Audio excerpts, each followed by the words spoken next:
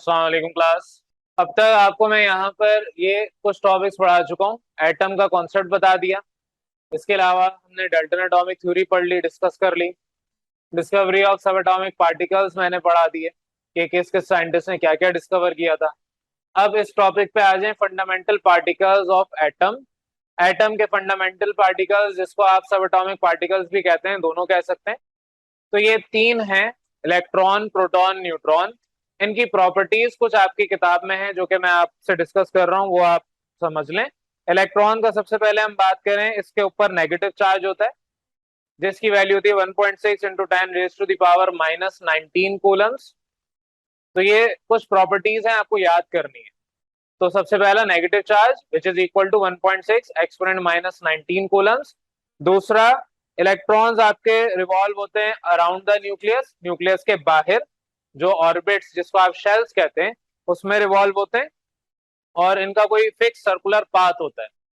तो जिस तरीके से आपके पास सोलर सिस्टम है, आपका सूरज अगर हम कहें न्यूक्लियस है और उसके प्लैनेट जो रिवॉल्व हो रहे हैं अराउंड द सन, वो इलेक्ट्रॉन्स हैं। तो बिल्कुल उसी तरीके से अभी आपको फिलहाल स्ट्रक्चर हमने बताया है कि एटम के बीच में न्यूक्लियस है और उसके अराउंड फिक्स ऑर्बिट में इलेक्ट्रॉन्स रिवॉल्व हो रहे हैं इन अ फिक्स ऑर्बिट या शेल, जिसको जो भी आप कहें।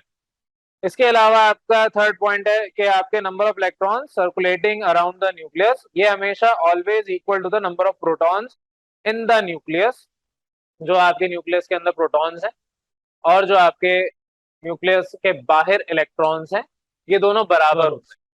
बेसिक केमिस्ट्री के अंदर आप लोगों ने ये सारा टॉपिक पढ़ रखा है कि एटम की अगर हम बात करें तो इलेक्ट्रॉन और प्रोटॉन दोनों उसके एटॉमिक नंबर के बराबर होते हैं। तो एटॉमिक नंबर रिप्रेजेंट करता है number of electrons and protons. मतलब ये हुआ कि इलेक्ट्रॉन और प्रोटॉन की तादाद एटम के अंदर सेम होती है, आयन के अंदर डिफरेंट होती है। वो आयन के अंदर डिफरेंट निकालने का तरीका आपको वैसे बताया हुआ है, इसका न्यूमेरिकल भी आता है, वो मैं न्यूमेरिकल करवा दूंगा। तो बहरहाल ये आपके, अगर एटम न्यूट्रल है, उसके ऊपर कोई चार्ज नहीं है, वो रेडिकल नहीं बना, तो इसका मतलब वो आपके इलेक्ट्रॉन्स और प्रोटॉन्स की तादाद बराबर रखता है। ये आपका तीसरा पॉइंट हो गया। नेक्स्ट आपके पास जो मास ऑफ इलेक्ट्रॉन है वो सबसे कम होता है इन तीनों में, इलेक्ट्रॉन, प्रोटॉन, न्यूट्रॉन में सबसे कम मास इलेक्ट्रॉन का होता है और सबसे ज्यादा मास आपके पास न्यूट्रॉन का होता है।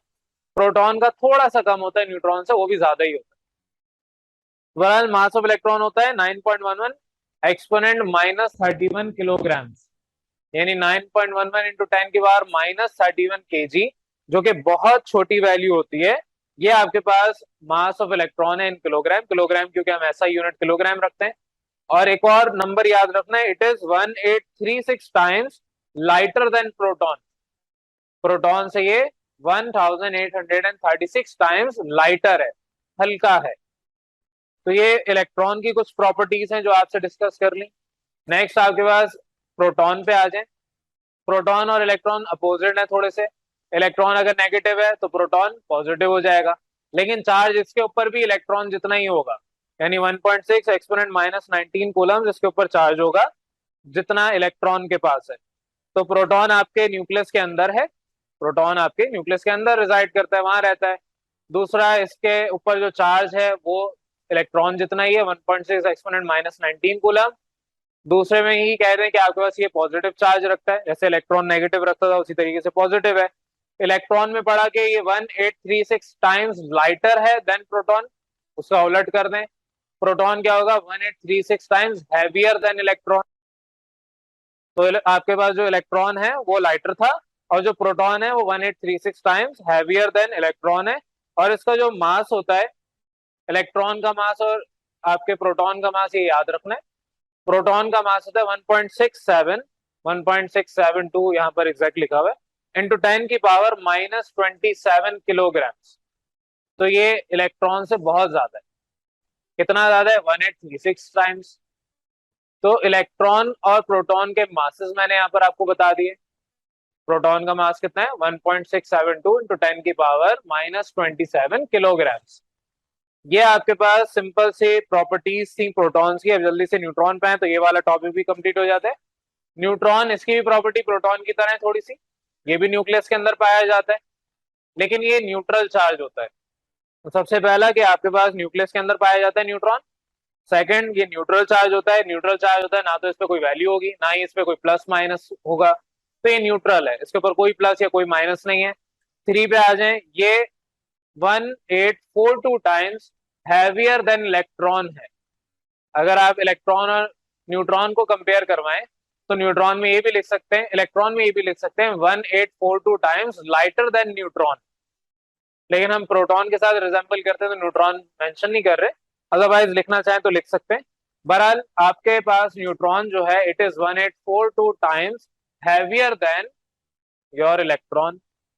ये आपके पास पॉइंट हो गया। और लास्ट आपका इसका जो मास है ये भी ऑलमोस्ट प्रोटॉन के बराबर होता है। प्रोटॉन का मास 1.672 था, ये 1.6749 या 1.675 एक्सपोनेंट माइनस 27 किलोग्राम सेम रहेगा। तो यही वैल्यू है 1.6749 इंटू 10 की पावर माइनस 27 किलोग्राम, जो कि approximately equal to mass of proton है। ये कुछ प्रॉपर्टीज थी जो कि आज मुझे आपसे डिस्कस करनी थी। नेक्स्ट क्लास में मैं आपको इसके डिस्कवरी ऑफ इलेक्ट्रॉन्स ही पढ़ाऊंगा। तो बहरहाल यहाँ तक आपको मैंने फंडामेंटल पार्टिकल्स यानी कि सब एटॉमिक पार्टिकल्स की कुछ प्रॉपर्टीज पढ़ाई हैं। यहाँ तक जितना भी काम किया है ये सारा आपकी किताब नोट्स सब जगह मौजूद है, और प्रॉपर तरीके से आपने याद करना है, क्योंकि ये सारा काम आपके एमसीक्यूज में भी आता है और फाइनल आपके क्वेश्चन शॉर्ट क्वेश्चंस में भी आता है। यहाँ तक जो कुछ भी पढ़ाया उसमें किसी को कोई कंफ्यूजन